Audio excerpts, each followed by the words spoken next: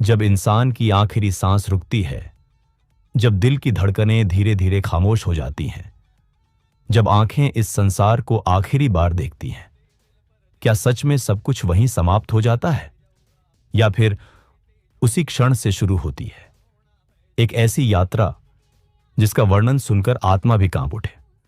हम इस दुनिया में जन्म लेते हैं, बढ़ते हैं, सपने देखते हैं, लालच करते हैं, प्रेम करते हैं, कभी किसी को हंसाते हैं, कभी किसी को रुलाते हैं, लेकिन क्या हमने कभी रुककर सोचा है कि हमारे हर कर्म का हिसाब रखा जा रहा है? प्राचीन हिंदू धर्म ग्रंथ गरुड़ा पुराना मृत्यु के बाद की उस रहस्यमयी दुनिया का वर्णन करता है, जहां ना कोई राजा है, ना कोई गरीब, ना कोई ताकतवर, ना कोई कमजोर। वहां सब बराबर हैं, क्योंकि वहां केवल एक ही चीज देखी जाती है, कर्म।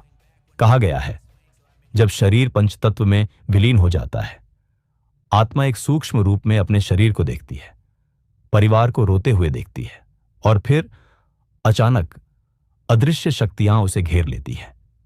एक मार्ग खुलता है, अंधकार से भरा, भय से भरा, और उस मार्ग के अंत में प्रतीक्षा कर रहा होता है न्याय।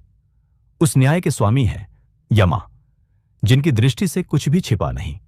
हर झूठ, हर अन्याय, हर विश्वासघात, हर वह पीड़ा जो किसी और की वजह से जन्मी, सब कुछ दर्ज है। गरुड़ पुराण में वर्णन मिलता है 28 प्रमुख नरकों का, 28 ऐसे स्थान जहां आत्मा को वही अनुभव कराया जाता है जो उसने दूसरों को दिया था।